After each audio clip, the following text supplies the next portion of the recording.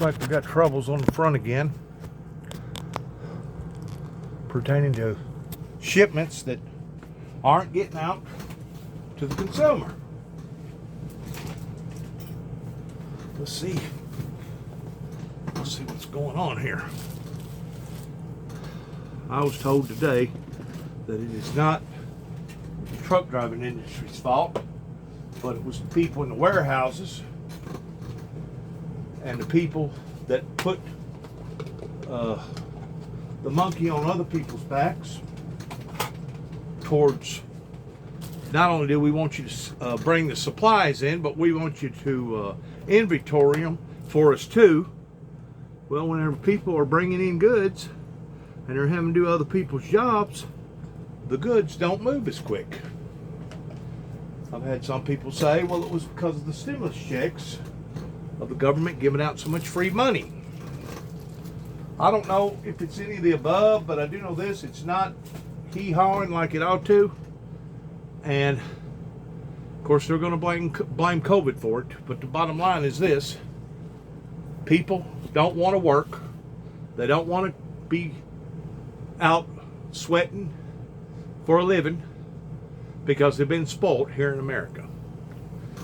It's not the truck driving industry's fault, though. The truck driving industry's fault is the truck driving industry has always had a push for new drivers because the old ones retiring or whatever. But this is unlike anything that the Americans have ever experienced. Please watch.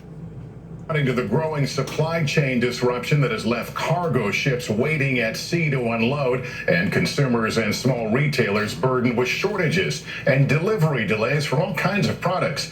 President Biden today hailing a deal with the massive Port of Los Angeles to begin operating 24/7, the second West Coast port to go around the clock. It's part of a major push to relieve supply shortages, which helped push prices up 5.4% in September over last year. President Biden also leaning on major shippers to move to their own round-the-clock operations as the holidays approach. Miguel Almaguer is in Los Angeles now with the latest.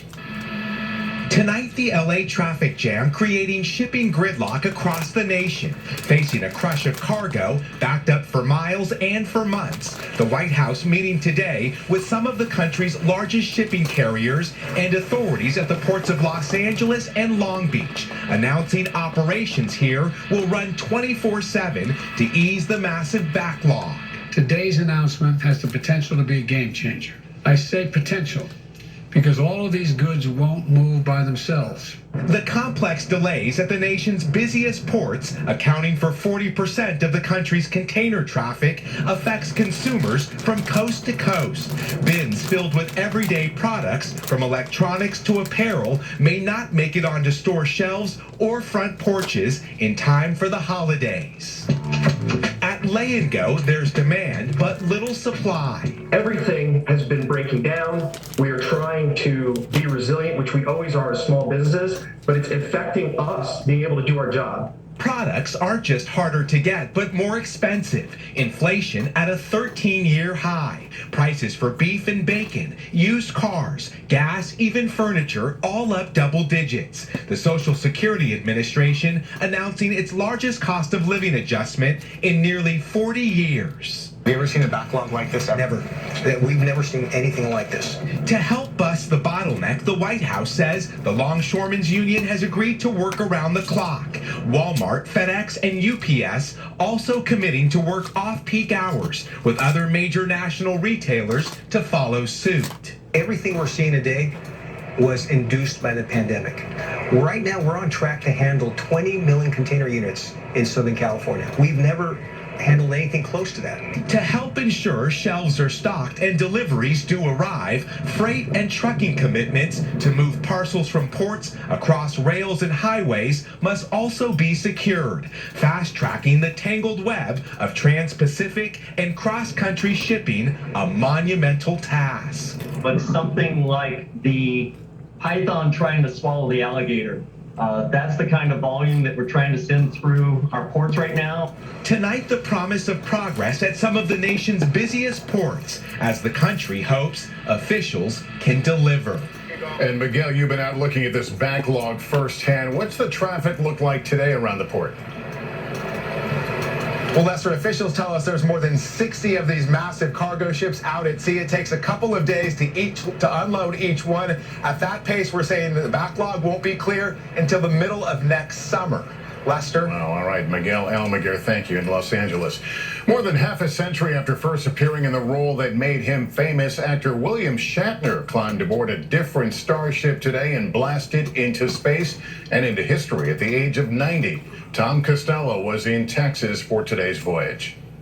Command engine start. 2, 1. Against a cloudless sky, swagger and confidence on full display today. As Jeff Bezos' Blue Origin carried a beloved pop icon, Star Trek Captain James T. Kirk.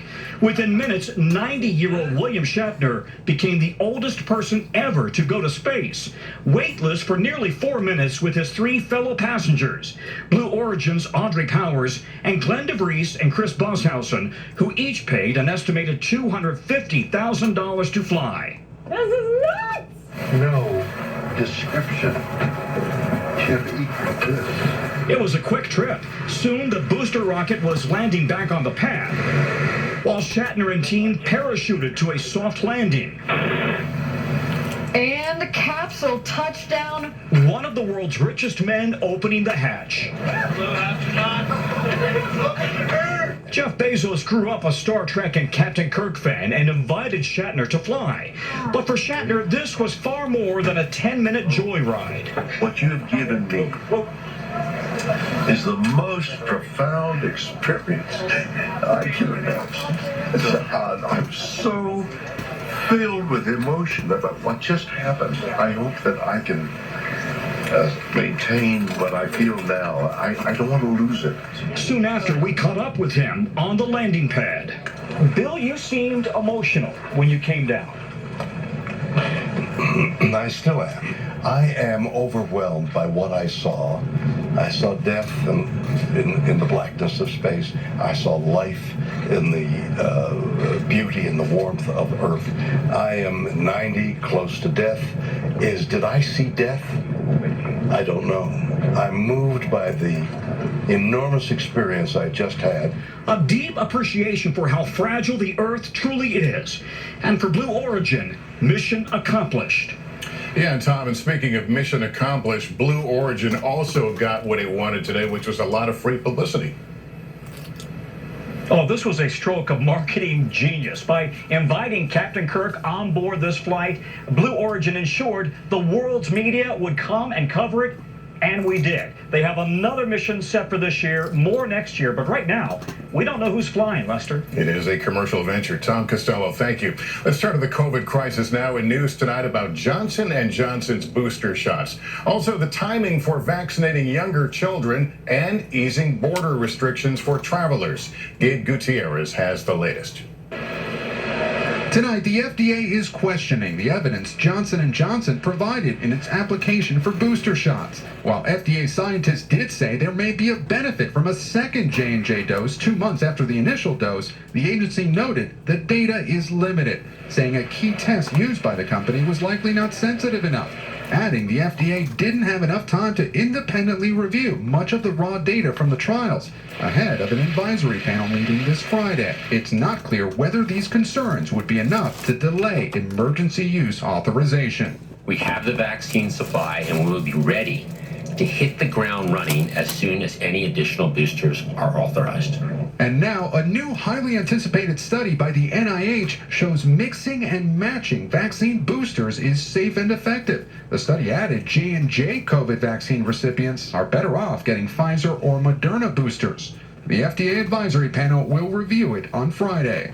Meanwhile, the White House is also telling governors to start preparing to vaccinate children as young as 5 by early next month in anticipation of clearance of Pfizer's COVID vaccine for that age group in the coming weeks. By vaccinating, kids will have fewer breakthrough cases, fewer cases in schools, and less transmission at home. New data shows last week COVID cases in the U.S. dropped 12% from the previous week. Hospitalizations down 11%. Still, Despite the recent decrease in cases, most communities across the country are still experiencing substantial to high levels of community transmission, and we're certainly not at a place where our cases are in a control area. But there may be some light at the end of the tunnel. Starting in November, the Biden administration will lift restrictions at the U.S. borders with Canada and Mexico for fully vaccinated travelers. For 19 months, all non-essential travelers, including family members and tourists, could not cross, hurting Gloria Bayaco's gift shop in Detroit, right across from Windsor, Canada. What has that done to your business?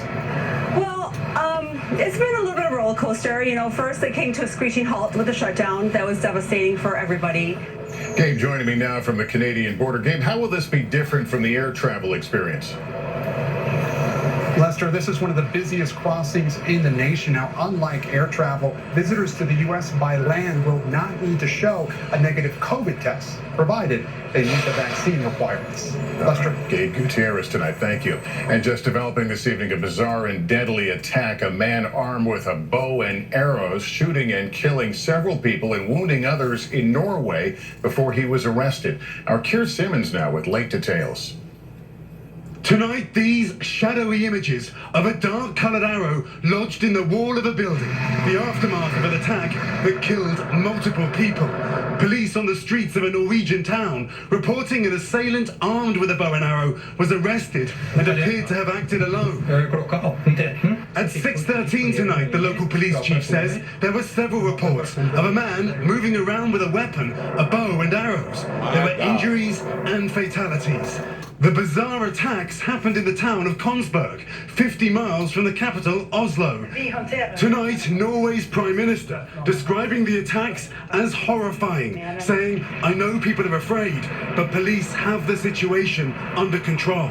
Tonight, police are not searching for more suspects. The motive for the attack, still unclear. The method, a bow and arrow, stunning Norwegians. Reports say police believe the assailant simply walked around, shooting people.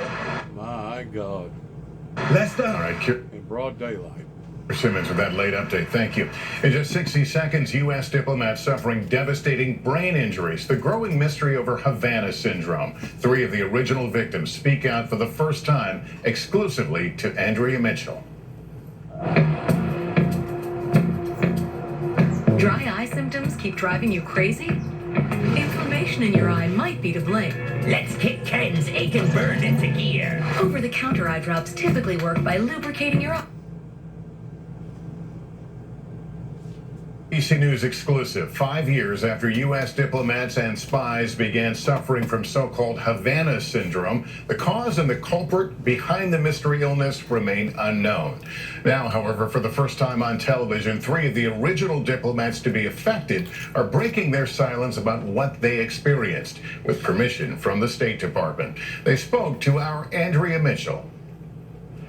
In the winter of 2016, diplomats Kate Husband and Doug Ferguson were working at the U.S. Embassy in Havana, Cuba. Their nights at home interrupted by a piercing noise coming from their backyard. I'll just play it for you so you can hear. It was a lot worse earlier. It was persistent, kind of at the same level all the time. Very, very loud. It's nothing you could sit with. Kate, did anyone else in your neighborhood have this experience at their homes? Yeah, on our right was another embassy family, and then the people on our left and across the street from us were both Canadian embassy employees, and in the end, all 4 households were diagnosed. In a nearby neighborhood, Tina Onifer, who worked with Kate and Doug at the embassy, was washing dishes one night in March of 2017. The kids were upstairs playing, and I was standing at the kitchen window, and all of a sudden I felt like I was being struck with something. What was it like? It was gripping. It was like I had been seized by some invisible hand, and I couldn't move. Tina, Kate, and Doug didn't know it then, but they were among the first victims of a still unexplained phenomenon that has come to be known as Havana Syndrome, with more than 200 Americans around the world, mostly U.S. diplomats and spies, reporting neurological and other symptoms. The primary injury I have is what they're calling an acquired brain injury. An acquired brain injury related to a directional phenomenon exposure. What did the neurologist tell you about the changes in your brain? He said, well, it's like you aged, 20, 25 years. all at once. How is your health today? It's not easy to talk about our health because it's an invisible injury. It's 4.5 years of excruciating headaches. It's 4.5 years of stumbling, losing my balance. 4.5 years of vision degradation. People don't understand what this kind of brain damage can do to you. Despite the rising number of reported cases, there is still skepticism. Some have suggested it's mass hysteria, but doctors who've examined the diplomats for the State Department and a National Academy of Sciences panel that studied their illnesses have reached a different conclusion. I don't know why this happened to these individuals, but I do think it was deliberate. Stanford professor David Relman led the panel that reported the most likely explanation was directed pulsed radio frequency energy. There are many international actors who would have the means of deploying a technology like this. How do you feel when you hear all the doubters who say, oh, it's psychogenic, it's mass hysteria? I mean, I have verified physical injuries. I spent about 9 months trying to do my old job, little pieces of it, a few hours a day. They call it work hardening after a brain injury. And I felt sick all the time. While Doug has recovered and is now based at the U.S. Embassy in Paris, Kate's diplomatic service is over, and Tina's rising career cut short. I work 2 hours a day, if I'm lucky, remotely here in our house. As much skepticism as still seems to surround this, it's very real. Lives forever altered, the diplomats are speaking out now to put a face on the unexplained mystery. These are just normal folks from Michigan who are out there serving their country, and this thing happened. And I want the viewers to understand that this is real, this happened, this is happening. It's very easy for people to be dismissive and say, but you look fine. But the reality is I'm not. And I don't think very many of us are. And we just want to have our lives back. Wow. Andrea, those stories are truly frightening. What do we know about who could be behind these attacks? Lester, that's the big question. The leading theory is this could have started with a device that Russia had invented during the Cold War and was later used to spy on U.S. embassies, collecting data from laptops and cell phones. But now a hostile country may have turned it into a weapon. Russia denies any involvement. Lester. All right, Andrea Mitchell, thank you. Up next for us tonight, the urgent new warning about salt in our diets. What do you need to know? Dad, are you sure you're up to host? Yeah. We want to keep it the way it always was, right?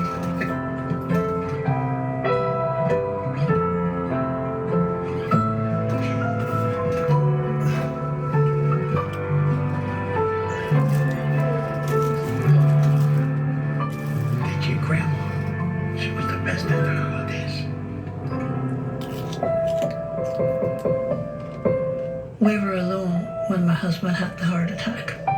He's the most important thing in my life. I'm so lucky to get him back. Your heart isn't just yours. Protect it with Bayer aspirin. Be sure to talk to your doctor before you begin an aspirin regimen. Your shipping manager left to find himself, leaving you lost. You need to hire. I need Indeed. Indeed you do. Indeed Instant Match instantly delivers quality candidates matching your job description. Visit Indeed.com/hire. And I always wanted to know more about my grandfather. He was a hardworking man who came to New York from Puerto Rico when he was 17. With Ancestry, being able to put the pieces of the puzzle together, it's amazing. It's honestly amazing. And I was mentioning the extra demand because of a cold winter. Women with metastatic breast cancer are living. And connect with that. Well, I think it's about the fact that we've bounced back globally so quickly, and we drew. So that means the economies of, particularly in Asia, are significantly stronger and more energy intensive and energy hungry than they were, and than anyone had really expected. So we've had that coupled with, as you mentioned, some cold weather both in Russia and in Europe at the end of the previous winter, which have meant these storage sites within the European Union and within the UK are much lower than they need to be at this time of the year. And can you help us put the supply of gas from Russia to Europe in the context of the overall supply? Do you think Europe's too reliant on the Russians? Well, we do consume a lot of Russian gas, but I suppose the point is that where else would we get it from? At the moment, the two sources of flexible supply to Europe is either additional Russian gas or global LNG. And we've seen over this summer that liquefied natural gas is being bought by the Asian market. They're consistently outcompeting European prices to attract any spare cargoes that may come out of Qatar or America. So we're not really left with many other options in the short term. And I'll see you tomorrow. All the best. Funding for presentation of this program is provided by Financial services firm Raymond James. BDO, accountants and advisors. And I just dropped by their show. We got into everything from Biden's presidency, adverse circumstances. It is North Koreans who can actually be shot on sight if they try to leave the country, like this defector who sprinted through a hail of bullets as he made a desperate dash across the demilitarized zone to South Korea in 2017. As for the North Korean website saying South Korea is a place where the poor are pawns for the rich and well-connected, human rights monitors say Pyongyang doth protest too much. In North Korea, 30% of children are malnourished. In North Korea, people are starving today. North Korea is imprisoning 120,000 people in political prison camps and in other detention facilities. Human rights groups say the money North Korea could be spending feeding its people, it instead often spends on its military. This week, Kim Jong-un again glorified his newest weapons with an elaborate exhibition and a speech in front of what North Korea claims is a hypersonic missile, a cruise missile, and a massive ICBM. The event included a martial arts display with soldiers doing flying kicks into blocks, a soldier inexplicably sprinting headfirst into a block. In one sequence, a bare-chested soldier breaks out of chains, spreads out a bed of broken glass, lies on it. A slab is placed on his chest, then smashed with a hammer. Why would this not be enough for Kim's propaganda machine? Why use Squid Game to attack the South? This is North Korea's attempt to show and express that, hey, the South Koreans may be richer, but they are not happier.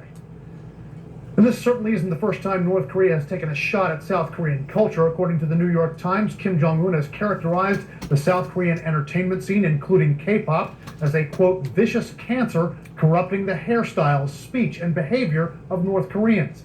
Human rights monitors tell us K-pop has become increasingly popular in the North, with likely tens of thousands of North Koreans having access to it almost exclusively through the black market. But they can't quite see Squid Game yet. Well, maybe that's coming in North Korea. Let's see, Brian Todd reporting for us. Thank you very much. And to our viewers, thanks very much for watching. I'm Wolf Blitzer in the Situation Room. You can always follow me on Twitter and Instagram at Wolf Blitzer. Tweet the show at CNN Sit Room. The Situation Room is also available as a podcast.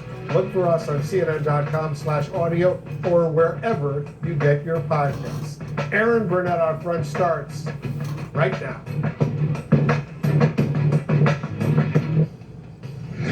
Out front next, scrambling. President Biden trying to head off multiple economic crises, but are his solutions way too little, too late? Plus, breaking news, the White House formally rejects Trump's request to keep documents from the January 6th investigation as the committee subpoenas a former Trump DOJ official and is set to clash with Steve Bannon. And Dr. Sanjay Gupta talks to a controversial podcast host, Joe Rogan, about Rogan's bout with COVID, the treatments he tried, and why he says he hasn't gotten vaccinated yet. You'll hear it. Let's go out front. And good evening, I'm Erin Burnett. Out front tonight, President Biden caught flat-footed on the economy. Tonight, America's supply chain is broken. And President Biden is scrambling to fix what is a massive problem that is causing rising consumer prices and a scarcity of goods, empty shelves across the country.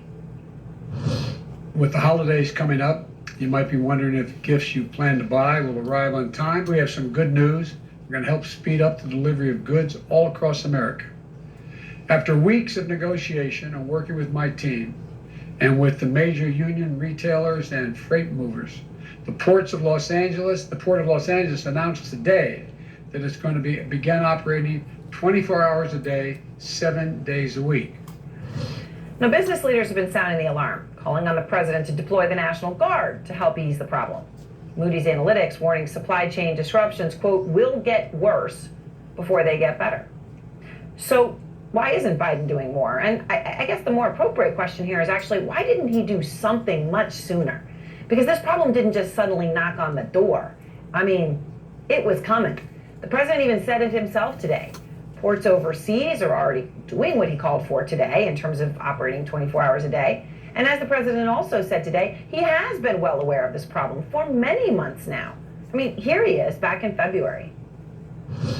Folks, we're going to have a meeting today to talk about the critical supply chain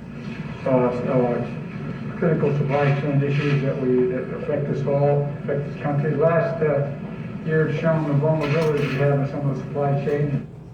Okay, that was February, worry about a supply chain crisis. And then the president set up a task force on this issue in June. A task force. Well, here's the Secretary of Transportation who was on that task force speaking back in July.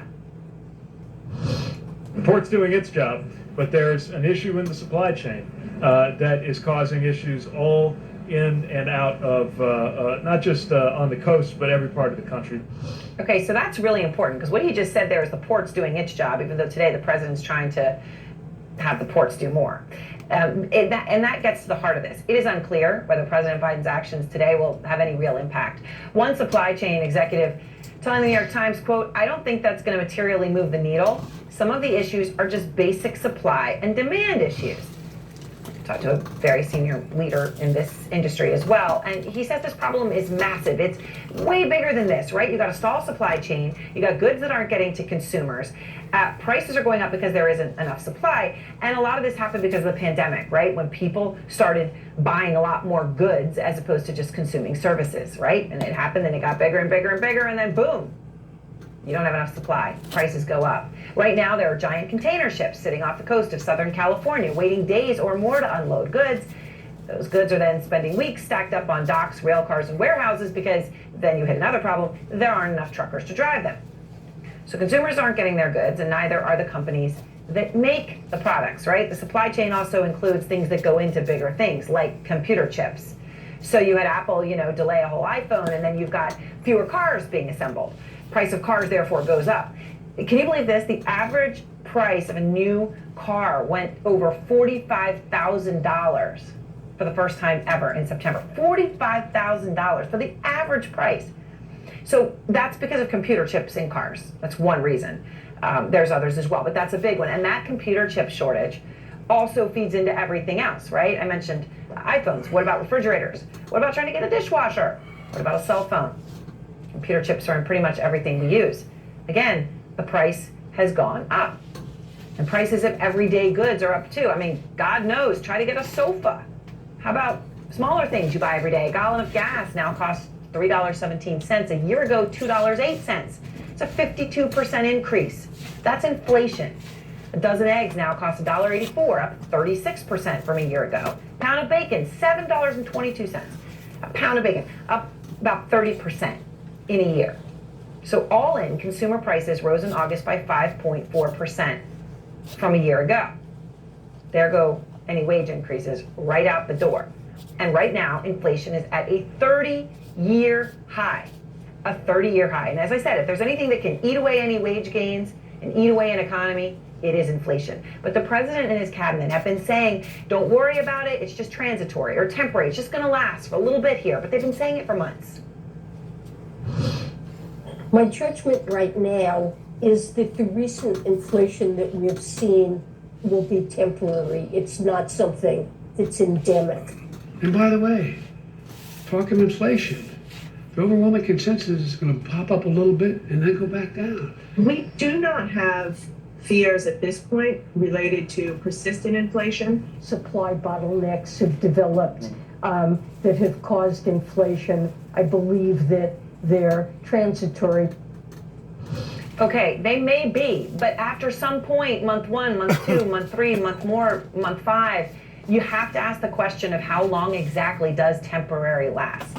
Phil Mattingly is out front at the White House. So, Phil, look, when we lay this out, it isn't as if suddenly there's a supply chain shock. Oh my gosh, we didn't see this coming.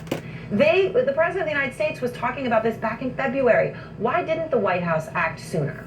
Yeah, Aaron, I think that's a key point. The president's top economic officials have been keenly aware of this reality for months, pretty much since they took office. And whether it's an executive order or task forces, some smaller scale issues related to specific sectors, they've tried to take some actions. But as one official described to me who was involved in this process, there was a sense of policy paralysis due to the constraints they felt were on the president here. Now, keep in mind, the supply chain, both domestically and globally, is largely driven by private sector actors. You had a demand shock in the wake of the pandemic that is simply unprecedented, and then you had several different pieces of the supply chain that simply aren't monolithic. There are different issues with each one, and that's why you saw the president take action today, but action that was largely not driven by federal demand or mandate. It was driven by convening to some degree. The president serving as a mediator, as somebody who was able to bring the key players together. Now, look, White House officials know that this isn't the silver bullet. They don't think, at least officials I've spoken to, that there will be a silver bullet. What the plan is going forward is a recognition that on each element of the supply chain, perhaps the president and his team can do something similar, whether it's on trucking, whether it's on logistics, whether it's on rail systems, all facing major issues right now. That is where they believe the president actually has some power to move something forward. But in terms of some major federal action, I'm told it's very unlikely because they don't think legally there's the basis for it, that the private sector is the one driving this. And I think that gets to the reality and the risk right now. We're 10 weeks away from the holiday season. There is a very real possibility individual Americans are going to see delays or just unavailable things that they want to purchase. That is a nightmare for any White House. However, it is the reality given the post-pandemic economy and globally interconnected nature of supply chains in this moment in time. Aaron, as one official involved in this told me, we simply can't just flip a switch here. We can do things to help smooth the process out, but to some degree, you just have to let the market work. All right, Phil, thank you very much. And I want to go now to Austin Goolsbee because he was the former chairman of the Council of Economic Advisors under President Obama. Also with me, the former Republican Ohio Governor John Kasich, also a former congressman who served as chairman of the House Budget Committee. So you both know a lot about this issue from different perspectives. Austin, okay, we all knew there was going to be a supply shock in some way, right? All business leaders were talking about it, political, the White House knew about it. And yet here we are. How long does this supply issue last and continue driving consumer prices up? It feels like several more months at the very least. Now, the thing, I think Matt's description was exactly right. This is a private sector phenomenon, and this is a worldwide phenomenon. There is not some obvious thing that the White House could do to just prevent these supply bottlenecks. There are container ships backed up in the English Channel, not getting into the UK. You've got shipping backlogs in Asia. You've got coronavirus spreading in the places where they're making the computer chips, so the people can't go to the factories to make the chips.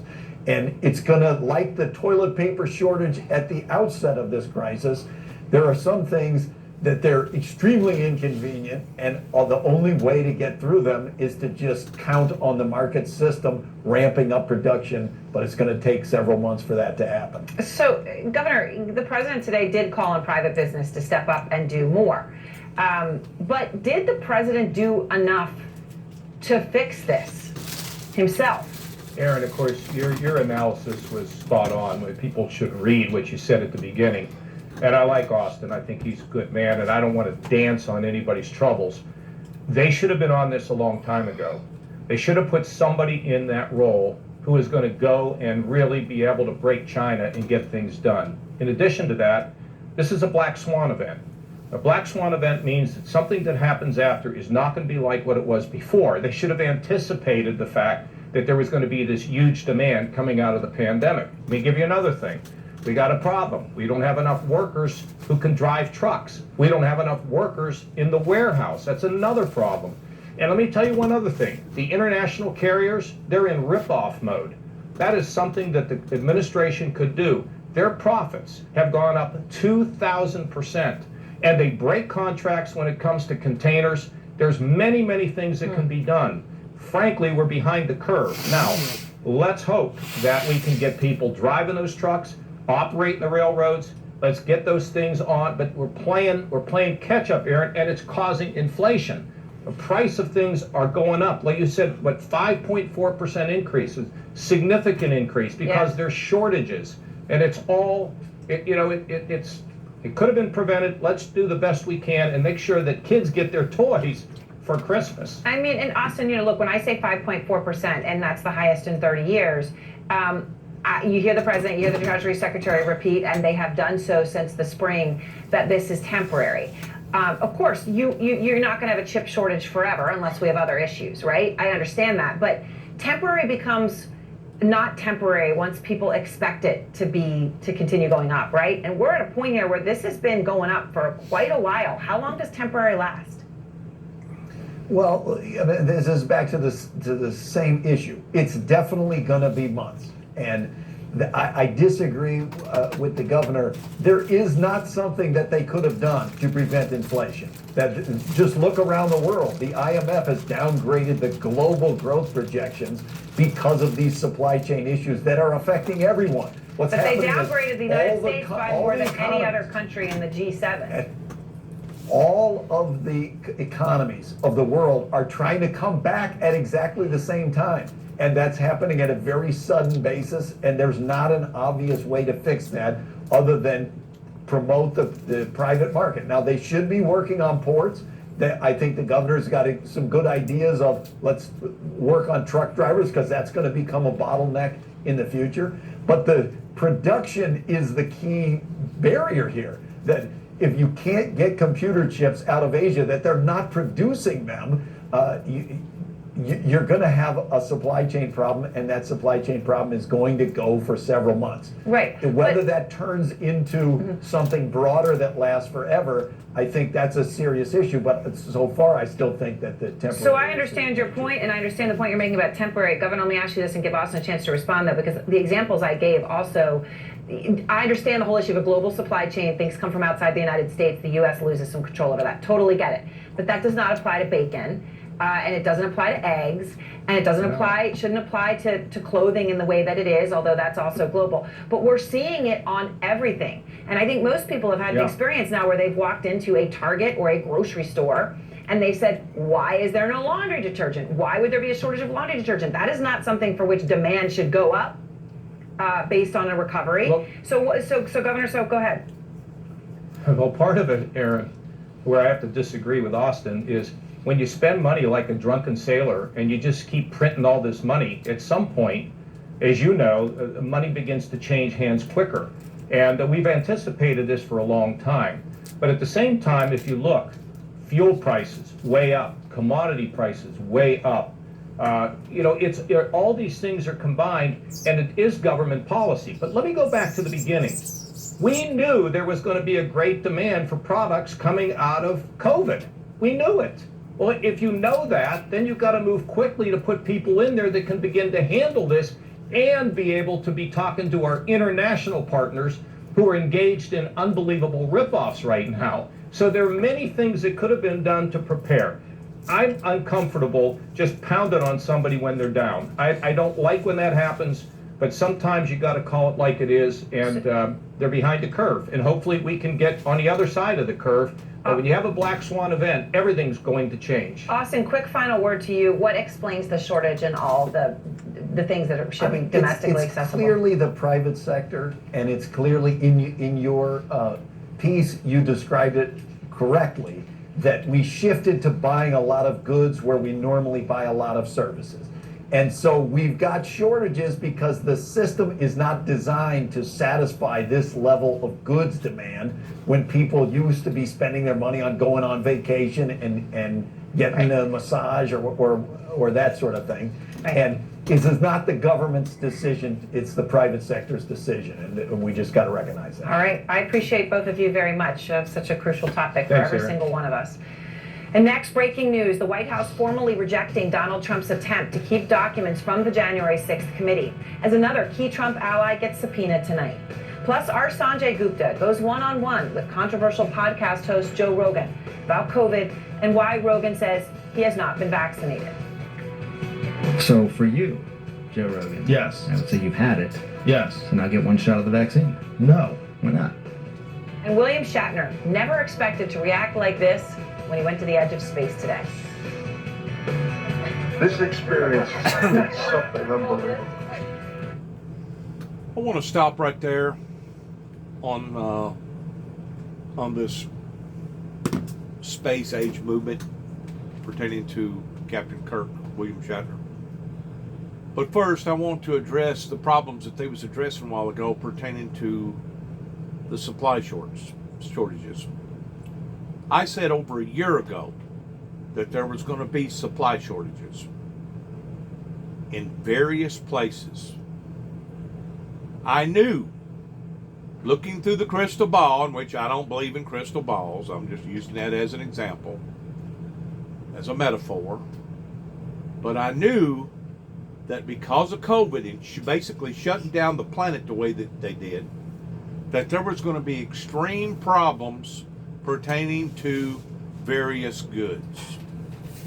That was one of the reasons why Russia was entertaining the ideal of another, I'm going to use the word trailway, towards being able to go through the Siberian northern ice to be able to maintain a different path to bring in their supplies. They obviously seen this coming too, and they seen this coming before COVID ever hit.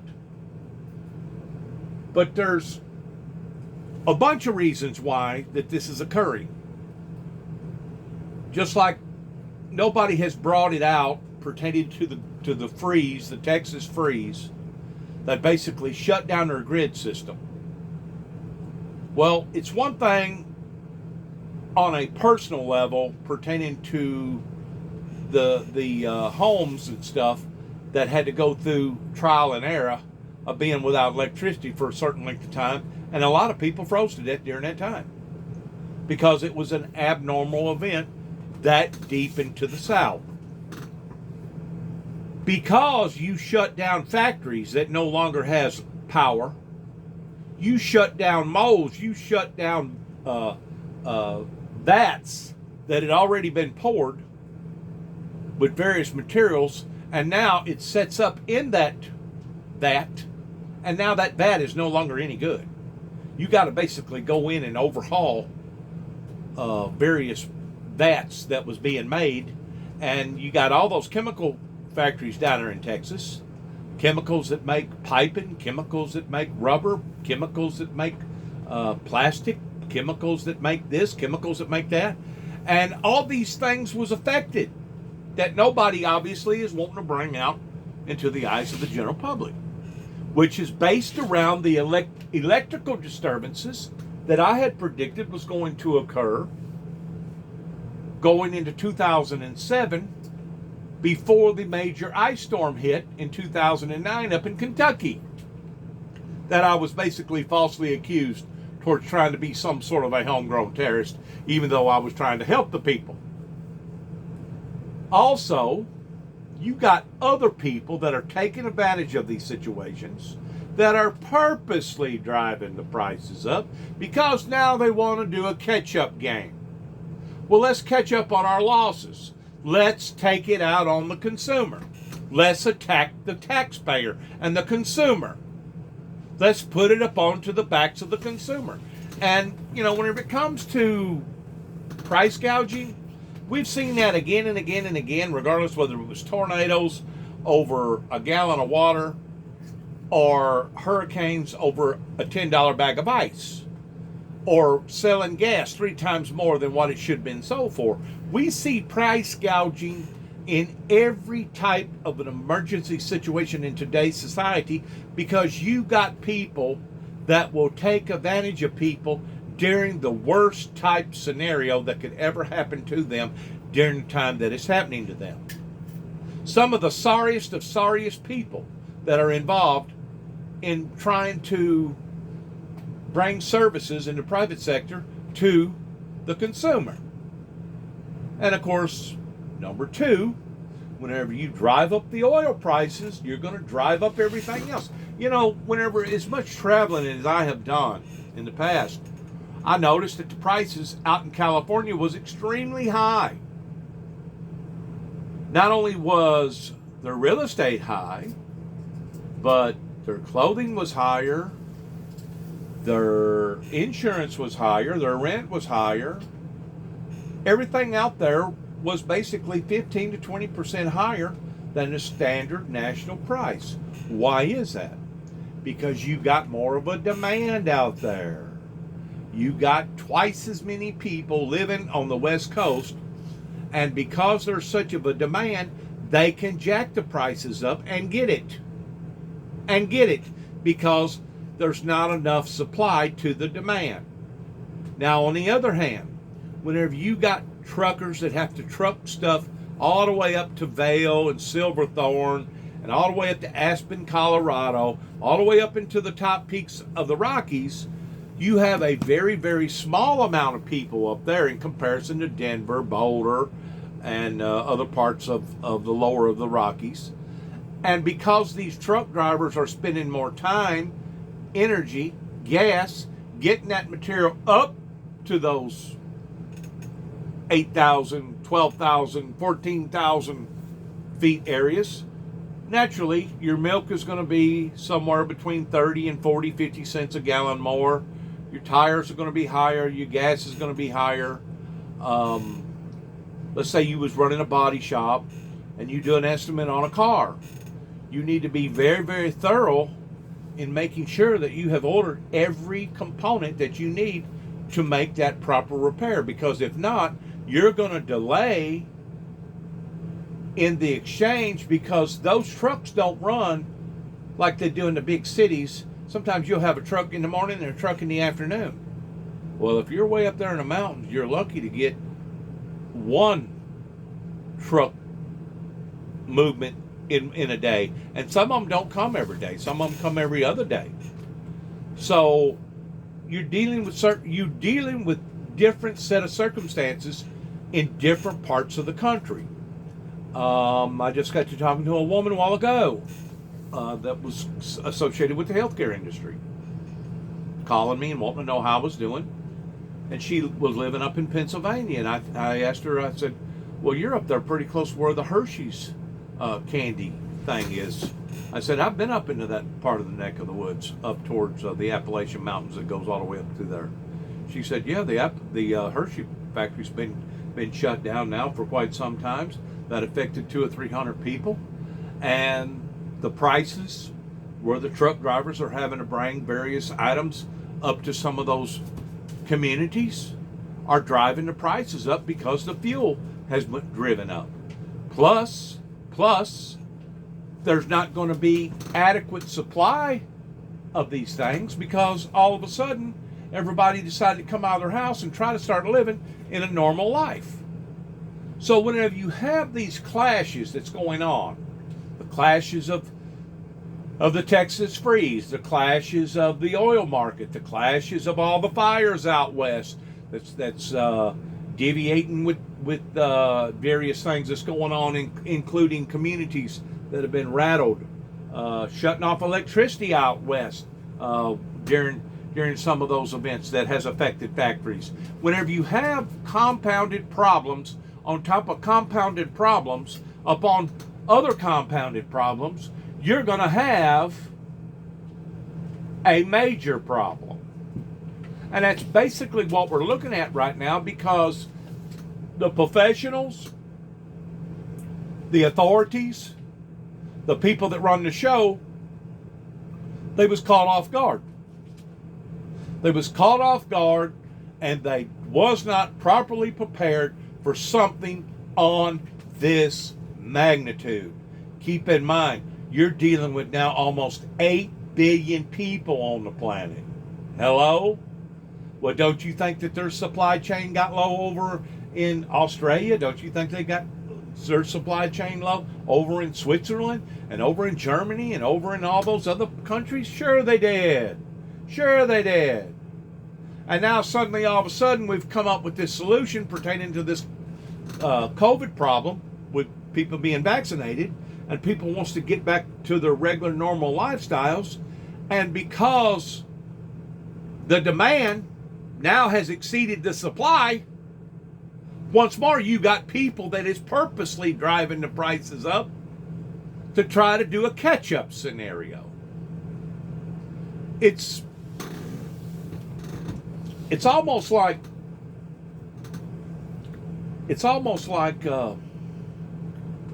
what word am I thinking about? It's almost like math. 2 plus 2 equals 4.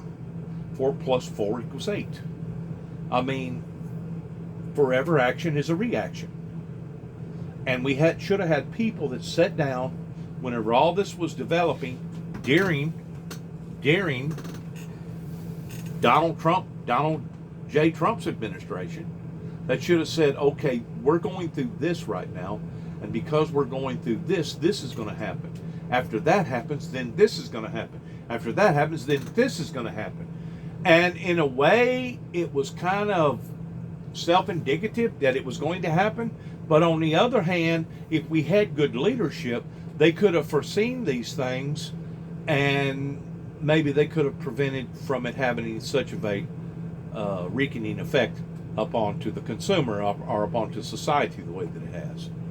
Getting back to what's going on here with going up into space, I feel like that this was a predominant day for the space industry, and I feel like that maybe there's hope in the future that possibly mankind, humanity can make thriving goals in doing things in major leaps and bounds pertaining to the space age technology era that now has been reignited because of Donald Trump. I feel like some of that was because of Donald Trump, even though it was already working its way in that direction. But people like Captain Kirk just inspires other people to want to thrive towards doing the exact same thing, towards taking that adventurous trip, if not nothing else, out of Earth's atmosphere, leaving the gravity and going into a completely different orbit. Good luck to all of us as we enter a program all the time, every time, and telling people, God bless America, God bless America's endeavors, God bless the world, and may we continue to figure out our problems and move on to the next adventures